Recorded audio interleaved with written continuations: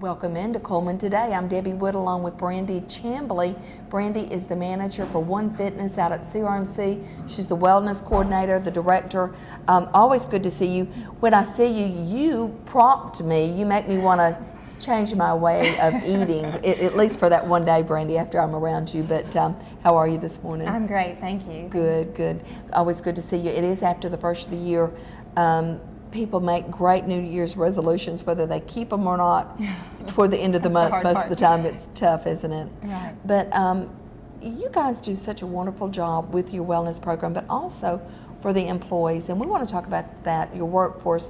If you've got a healthy workforce, that means everything, doesn't it? It does, it does. Obviously, if we can be at our best health as employees, then we're going to provide the best health care, and that is one of our main goals at CRMC is to give a good patient experience and to be the best that we can be. So we've developed the last few years, it's been ongoing for a while, 7-8 years, we've had a committee in place that really focuses on the goals for our employee health and wellness. So that's been going on. But once we returned back to campus with One Fitness, and with that we are working out of rehab with our fitness gym and program for our employees and our patients. It's been a great thing. It's been very positive to have fitness back on campus. Employees are finding ways to work out, work it in their schedule. But with our wellness program, we developed some guidelines that we recommended through Dr. Stidham actually helped us with that, and as also National Council, just the advice of others and other wellness programs of guidelines that are healthy and what we need to set forth. So in order to reduce our healthcare costs, because as an employer we have a large employee base, and to try to reduce those healthcare costs, and the main way to do that is to reduce health risk. And to do that is to be healthy and to be fit. So we have some guidelines in place. If our employees don't meet it, then we have a program. But it's just as simple as making sure your blood pressure is under 140/90. Check your cholesterol, making sure your cholesterol is under 200. Your glucose, making sure it's under 125. And then we also have our BMI and waist circumference measurement that we do. And tobacco use, that's another huge thing. A lot of employers are going to tobacco-free hiring. And nicotine-free hiring, and that's what we're doing also. So we're just setting forth a good wellness program and guidelines for our employees to try to participate and enroll and get healthy, get fit, and again, provide the best health care that we can. Isn't that wonderful? So you're there for the employees every step of the way to get them started in the program, get them acclimated to what they need to do. How easy is that to do? Do they just to get involved, do they just come down and sign up, or do they sign up through human resource, or how do they do that? It's a program. Obviously, it's a policy and plan that we have. But yes, we had fitness on campus for any of our employees to join and participate. Those that met our guidelines and were good, can still participate in fitness and still have the opportunity. Those that did not, we're helping. We're carrying them along the way. They're able to participate in a plan right now where they have to get 2.5 hours a week of exercise, and that is what's recommended by the National Physical Activity. That's what's recommended by physical education. 2.5 hours a week.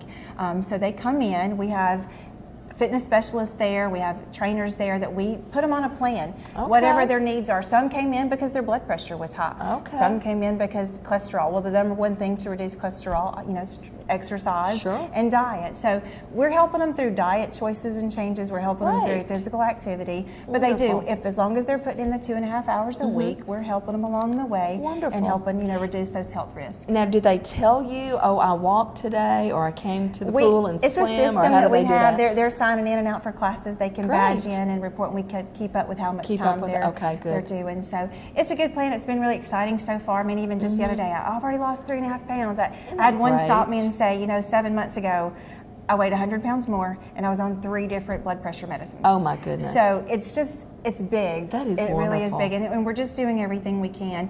And a lot of people think you have to go do a really big diet. It's just simple choices: low salt, low fat, low cal. At times picking healthier choices instead of the bad ones. The hardest part is just to stay motivated and to stay focused, especially when it's hard to not see results right away. But that's where we come in.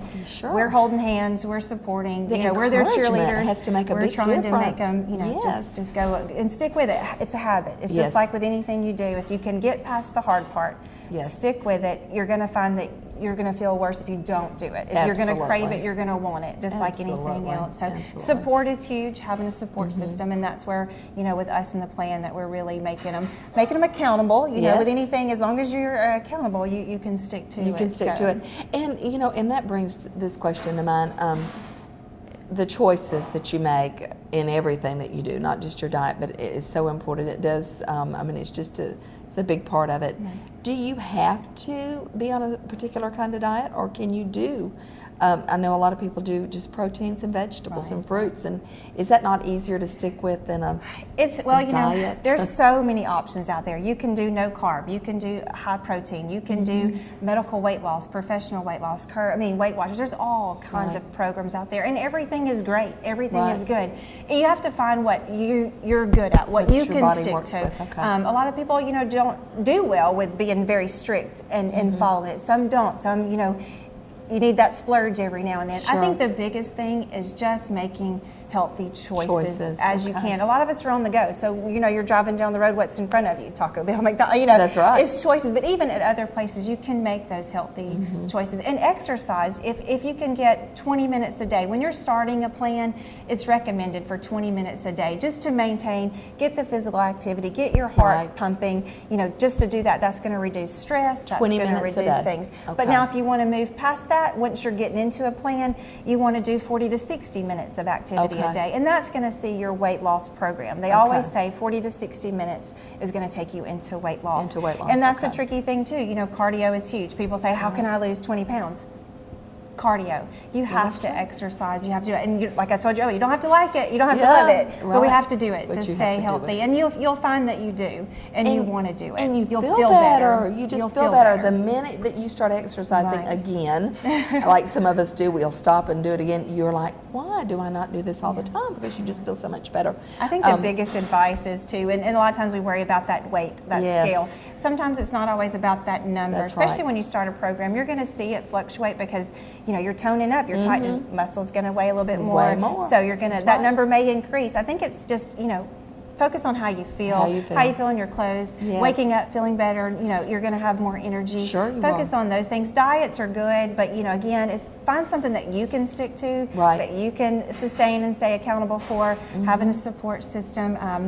The one thing with diets, again, you can, they're tricky. You know, no carb is hard. It's hard to stick to something like that. We crave those carbs, don't we? I think the majority of people do. And they're all good plans, and they do work. But again, it's a lifestyle, and if you can't stick to that, then you're going to see that yo-yo thing that comes into play. So my advice is just to be fit, be healthy, make good choices when you can, and the more you can do those, obviously, the better. And then it doesn't matter if you have that candy bar when you when you want it. But again, if you're doing the physical activity, our employees, you know, we required the 2.5 hours, and this was our first week of clocking in and doing it, and some of them blew it out of the water. They were getting 5 and 6 hours. Once they started coming, they couldn't stop. And so the gym has been packed.